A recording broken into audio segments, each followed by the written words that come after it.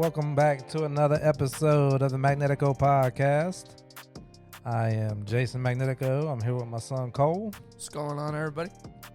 We want to thank everybody for listening. We appreciate each and every one of you. And we're going to, next week, we're not available to record, so we're going to do this in 2 parts today. And we got a lot to talk about, a lot going on. So we'll end this show and we'll do part 2 and drop that next week. So once again, we appreciate it, everyone listening. And let's get started, man. A lot going on. There is a lot going on, right? Let's just get right into it. Right before we started this podcast, literally, I got the notification. Let's look. 2 minutes ago, the Bucks have franchise tagged Antoine Winfield. Okay. I'm not mad at that. It's a great move by the Bucks. He was first team All-Pro last year, so we definitely had to get him back. And we signed Mike Evans as well. So I mean, it's looking great. Honestly, right now, I like where we're at right now. Just focus on the draft and getting Baker back. Honestly. So when they franchise tag a player, that's basically just for 1 year, right? Yes. Okay. Yeah, I'm not mad at that. I wouldn't mind them signing him to a 5-year deal, though. Yeah, that's ideal, but they did just up the salary cap, if I'm not mistaken. So, I mean, we gotta leave some money in, I guess. But I mean, franchise tagging him is a smart move because, I think it's a smart move. See what he has for 1 more year and then re-sign him. So, I mean, other Bucks news: the Buccaneers signed Mike Evans to a 2-year deal, which doesn't necessarily lock him up for his whole career. I mean, maybe. It might because he's, 31, 32? Yeah, I mean, it'll be interesting when the end of the contract plays out. But having said that, now they've got Mike Evans. They got Winfield coming back. Is the next thing Baker? I mean, Mike Evans said Baker can lead the Bucks to a Super Bowl, which shout out to Mike Evans. You're supporting your guy, supporting your quarterback. He obviously sees something I don't see, but I would have expected that's next. I mean, he is the one throwing Mike Evans the ball, so. Yeah, I mean, you gotta ride for your guy, but I'm not seeing it. There's obviously potential there, but I mean, you've got to have the squad around him. Too. Like, it's not just Baker. If they don't go Baker, if Baker doesn't resign, which I'm expecting that news to come out before we record live again. Like I said, we'll do part 2 next and drop it next week. But by the time we come back live in the studio, I think Baker will be a Buck. What do you think? Yeah, probably. I think so. If they don't sign Baker, though, which direction would you go? I mean, there's many directions to go. Now with the quarterbacks, I mean, we have the 26th pick. I mean, maybe like a J.J. McCarthy or Michael Penix will fall. I don't want J.J. McCarthy, though. I really do not want him. I think he's a product of his team. But anyway, Russell Wilson just got released today. Yeah, Russell Wilson is an option. Justin Fields is always an option. I like the Justin Fields trade. I think Justin Fields needs a reboot. I think Chicago's just a bad organization at the moment. No, I mean, it's not like they've got a bad roster. Like, they got one of the most underrated defenses in the league. I mean, their offense, they just need, like, some O-line and a running back, honestly, because they got top 10 tight end in the league, top 15 wide receiver when healthy, DJ Moore. And, their offense, their skill positions aren't bad. Like, Justin Fields can make a play at any given moment. But, I mean, I just don't know if that's a fit for him. Yeah, I don't know. I feel bad for Justin Fields. I think he's got a lot of talent. Other news, Jason Kelsey officially retires in the NFL. I'm going through some NFL now since we started there. I'm not shocked. Oh, good for him. Go enjoy your family. You've had a Hall of Famer career. First ballot for sure. You already mentioned Russell Wilson. L'Jarius Sneed got franchise tagged. I think it's a great move on the Chiefs. I mean, you can't let your number 1 corner walk, especially after his season last season. Christian Wilkins will not be franchise tag. I mean, I know that I mean a lot, but just bear with me. Christian Wilkins is a great defensive player. I like him as a player, and he's a funny guy, honestly. When I see him mic'd up, he's always funny. But I feel like they should have franchise tagged him, though. Because who else? I don't really see who else the Dolphins could franchise tag. So, I don't know. I don't like that move from the Dolphins. He's definitely one of their best defensive players. What about the Giants not putting a franchise tag on Barkley? I mean, it's kind of surprising, but also not at the same time. Because I feel like they want to give Saquon Barkley the best opportunity to win, and the Giants are not going to give him that opportunity. So I feel like them letting him walk is the best deal. You think the team's really looking out for him? And we want you to have the opportunity to go win and not here? I don't believe that. Obviously, they're looking out for themselves, too, because Saquon, being the top 10 running back that he is going to have a payday because he's a free agent. He's going to get a payday. So, I mean, it kind of makes sense to let – because running backs are replaceable. It's the most replaceable position in the league. Yeah, it's devalued now. It's the most replaceable position in the league. So where do you think Barkley will end up? I've seen a lot of people say he'd be a good fit in Houston. I really see him going to Houston. Like, that's probably the best fit. That's probably where he will thrive on that Texans roster. Other than that, I mean, I don't know. I mean, maybe the Chargers. Okay. If they don't re-sign Eckler, I don't think they will because Eckler's getting old. The NFL announces they're moving to an 18-game season. What are your thoughts on that? We just moved to 17 2 years ago. Like, there's no reason to be moving to 18. I mean, I thought 16 was good. Now I think 17 is. I mean, I think 16 is better, but I mean 17. I think 17 is the max that should be. Yeah. I don't know about 18. To me, you're. I don't know. What's the reasoning behind it? I mean, obviously the owners want it for money reasons because they're not going to go back and readjust people's salaries per. Maybe they do. I don't know how that works, but I think it's too long.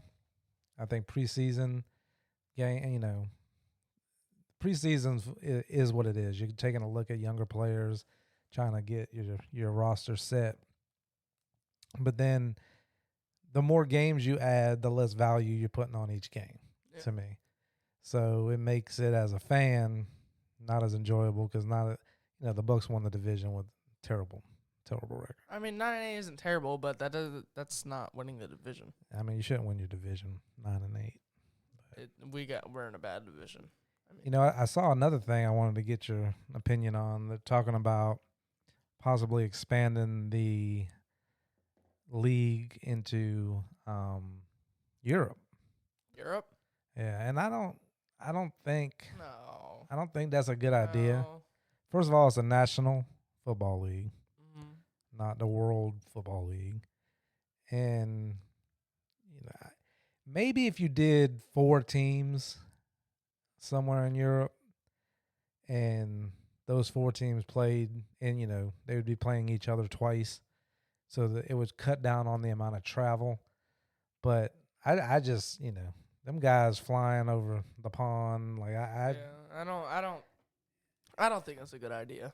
And it's already hard enough. You already got 32 teams in the NFL. Like, it's just, that would be too much. Adding 4 more teams, and it's not even in the United States. I mean, that's just success. And they tried NFL Europe or whatever they called it. It didn't work. Yeah. Soccer's so big in Europe. I don't see the games that are over there are popular. That when we go and travel and play, they're popular because it's an event. It's once, it's going to be in this area once. So, of course, they sell out and everything. But for a European city to take on an NFL franchise and support it, I don't think that. Yeah, I don't think that's a good idea. It's not. It's just excessive, honestly, in my opinion. The combine's going on. Xavier Worthy broke the 40-yard dash record. That's crazy. What did he run? I saw something that said that Xavier Worthy's was 4.21, obviously, and Usain Bolt's 40-yard time was 4.22. Yeah. That's insane. Is it true that Tom Brady was at the combine and ran the 40 faster than his 40-yard time at the original combine? Did you see that? Like, oh yeah, I saw like he ran it like recently, and it was faster than his like original combine time. Yeah. Yeah, I saw that.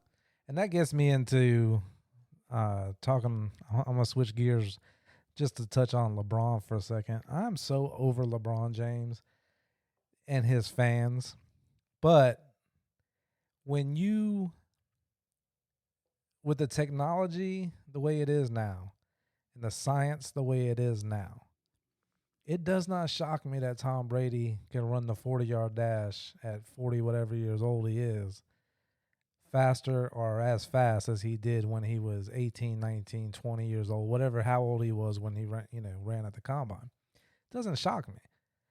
LeBron James spends $1 million a year, the last reported, on his body, on recovery, on supplements, on technology like the chirotherapy and all this stuff.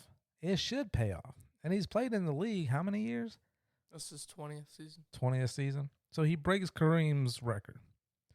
Okay. We don't put much value on that because you didn't put a lot of value on Kareem's number. People weren't saying Kareem's better than LeBron. So, he's the third best player ever. Tell me I'm wrong. You're wrong. I mean, he's crazy. Kobe is not better than LeBron. In every aspect, Kobe Bryant is a better basketball player than In every aspect. In every aspect. Explain to me what that means. He's a better scorer, one-on-one scorer. He's a better teammate. He's a better passer. He's a better teammate. Yeah. Because Kobe and Mike, they brought out, not that LeBron, but listen, it's okay to be number 3. It's okay. Congratulations. You're the third best player ever. That's okay. But you cannot compare. I say this to everybody when I have this debate. You're not going to take, if you had one pick, Kobe or LeBron, to start your team, you're taking Kobe. If you had one pick, last games on the line, who you going with, Kobe or LeBron? LeBron. If you have the last shot of the game, game-winning shot. Game-winning shot. LeBron. You crazy. Easily. LeBron is he doesn't the have that clutchest Mamba player of all time. Oh my God. You cannot be real. You cannot be serious. He's the most clutch player of all time. Cannot be serious. He's always looking to get rid of the ball. No, his whole career, Cole, he hasn't been a clutch. Has he made some clutch shots? Of course. He's the third best player ever. Has he? Second best. But we have our opinions. Yeah. It's okay. For sure. For sure. You're entitled to your opinion, and I respect it. I'm just saying, if you're going to pick, okay, you got to get a defensive stop. Kobe or LeBron? I'd probably say Kobe. I'd probably say Kobe. Yeah, if you need, LeBron is a great scorer. He's a good passer. Hell of a guy. Probably a better guy, human being, than Jordan or Kobe. R.I.P. to Kobe. But, for me, yeah, it's a no-brainer. But my point of this was it's not going to be as crazy 10 years from now when players are playing into their 40s and later. And you're seeing it in baseball. You see it in basketball. You've seen it in football with Brady. But you don't see it as much in baseball, like people playing in their 40s unless they're like a pitcher. Yeah, I mean, you got pitchers doing it. But it's not going to surprise me, especially with the DH. When the salaries are as much as they are and LeBron can afford $1 million a year on his body, it should pay off to where you're playing 20 years. And the other thing that makes me mad about LeBron is he came out saying, well, it was a couple things. He came out saying he doesn't know if he's going to go out like Kobe and do like a farewell tour or he's just going to retire. Stop it, LeBron. We know what you're going to do. You had the decision. You're going to make it about you, and you're going to do your little farewell tour, and you deserve it. But he always has to say something. And then his son situation, I want to touch on that. He's been saying for how long? Years ago when we were doing the podcast at the other studio, we had these discussions, and it was coming up on the Real But Objective podcast with Lance about if LeBron's going to play with his son in the NBA. And that's like he was going to play until then. And he put all this pressure on his kid and hyped his kid up to the country that he was this phenom, and then gets a scholarship at USC, which, I mean, rightfully, I guess he deserves. But if he wasn't LeBron's son, I'm not quite sure he would have went to a Power 5 conference school. Case in point, Walter Clayton Jr. from Bartow. He went to Iona, played for Calipari for a couple of years. Now he's at Florida and looking like he's going to be a late first round, maybe second round NBA draft if he comes out, but could go back for another year. Not taking anything away from LeBron's son. He just was overhyped. His dad was putting that pressure on it. Yeah, I'm going to play with you in the NBA. They're going to draft you. I'm going to go to that team. Like, he was saying all that. Now you want to come out and tell everybody to leave him alone. He needs to develop. You put that pressure. You should have just let your kids be kids and go to school and become their own men. I agree. Yeah. Like and so for now to be backtracking, oh, you guys need to leave him alone. No, you did this, LeBron. You created this. And now your son, to me, suffering. There's too much pressure. You know, I remember seeing Michael Jordan's son play at UCF. I don't think he was playing for – he may have been playing for UCF. I don't remember, but he was at UCF.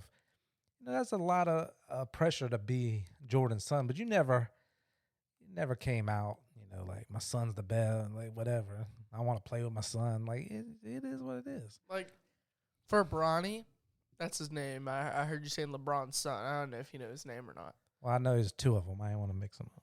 Mm-hmm. So, like, I see people, like, hating on him for his stats in college. Like, first of all, college hoops is hard, right? Sure. I mean, he's had, like, all this training, obviously, to be, like, that LeBron has given him, the second best NBA player of all time, has given him to be the best player that he can be. But we forget that he suffered cardiac arrest, right? Yeah. I mean, he's not just going to bounce back from that instantly and be the best college player in the league or, like, in their whatever that is. So, like, I mean, I get, like, that people are hating on him, like, for his stats, but, like, I don't know what I'm getting at, but, like, no, I see what you're saying, and it's just it's hard enough being LeBron's son. Yeah. You don't need to put pressure on that I'm going to play with him when he gets drafted and I'm going to trade to that team or I'm going to sign with that team. Like, let them kids develop. If he needs 4 years of college, let him play 4 years of college. He shouldn't be trying to, you know, like, come out early just to play with his dad. Oh, yeah, he's not going in the draft this year. There's no way. I mean, he literally, like, he missed, like, what, 10 games? And there's no way he's going to go. What's the other son's name? Bryce. He looks like a better baller to me. He's taller, more athletic. I mean, I see him. But I've been seeing these kids play for, like, so long. Yeah. You know, let them just be kids. It's enough. It's a whole thing. Like, we got some. We'll go back to football. ETN for the Gators. I'm going to read you this quote he said. Staying running back 2 on a losing team or go somewhere and be RB1 and winning a natty. So he's talking about leaving Florida to go to Georgia. And he had some other things to say, kind of bashing the team a little. Like, okay, first I just want to get your thoughts. Well, what do you think about ETN coming out and making the quote? I could either have stayed on Florida and been running back 2 or go somewhere and be running back 1 and win a natty, meaning Georgia. I think he could have definitely said that better. Like, I feel like he could have said something like more professional than that. Because at Florida, he was getting a respectable amount of touches. Don't get me wrong. I mean, he was RB2, but he can't block like Montrell Johnson can. Correct. He's an elusive running back who can only run, and he can also catch the ball as well. But like, he's like mainly focused on what he can do, like when he has the ball. Right. He's not a blocker at all. Like, he's not good in the passing game. I mean, and is he even going to start on Georgia? Like, And that's the thing. They've got a guy coming back from injury that, if healthy, I think may be number 1. But you don't bash your team, your old team, the guys you went to war with. And then this is part of the problem with the NIL, and that's something we can get into about the high school NIL in Florida. They're voting on that.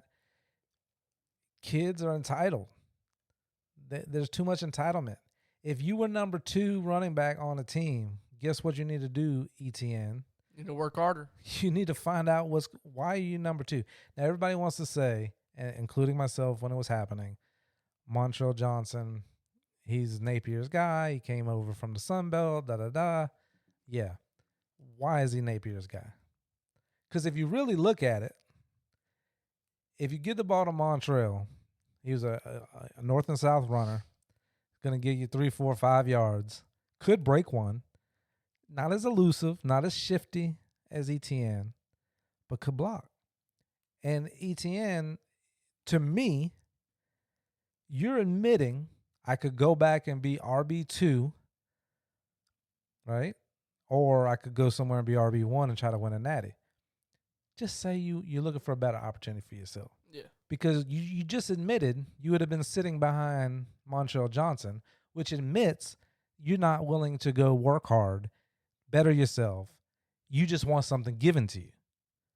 And there's a player, I don't know his name. He came out, Gators on the top for next year, but he said he's waiting longer to make his decision because he has no plans of ever transferring. He wants to earn his position, work hard, learn. That's the mindset that these kids need to have, because to me, by opening your mouth, and this is a lesson to learn for the future, by opening your mouth and saying something like that, you just opening up everybody's criticism. And here, like, this is something as a coach I think about. What's to say that Napier didn't know after the second game last year you were going to transfer? Yeah. What's to say, you know what I mean? Like, if you're talking to your friends in the locker room, or man, I'm going to be out of this anyway. Like, if you got a piss poor attitude, of course you're not going to start over Montrell. He's going to be there this coming season. So, yeah, you're on the roster and we can use you. But so we don't know the whole situation on why ETN was running back 2. All we can do is look at the film and understand that as an all-around 3-down back, Montrell for sure is the better option. If you're looking for the back to hit the home run, ETN was a better option. But the home run plays, like, if you can't be on the field for third down and we got to bring a tight end in, and you're not helping the team that way. So good luck to you, ETN.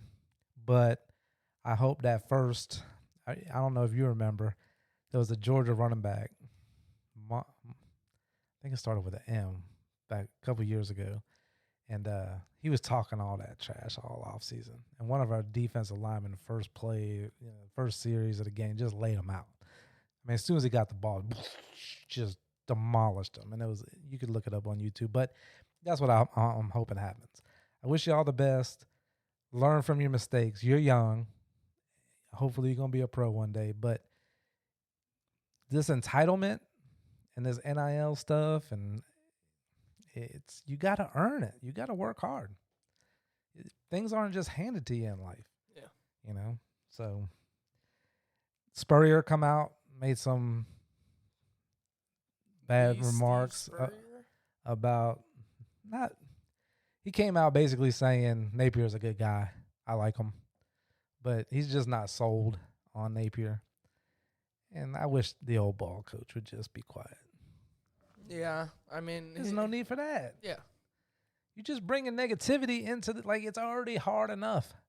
Napier, he's got some OCs now, 2 of them. We went from no OC to 2 OCs, but his job's on the line. We all know that. You've got 2 of the best offensive and defensive players in the nation signed on this year as freshmen. You've got a returning quarterback. Name 'em.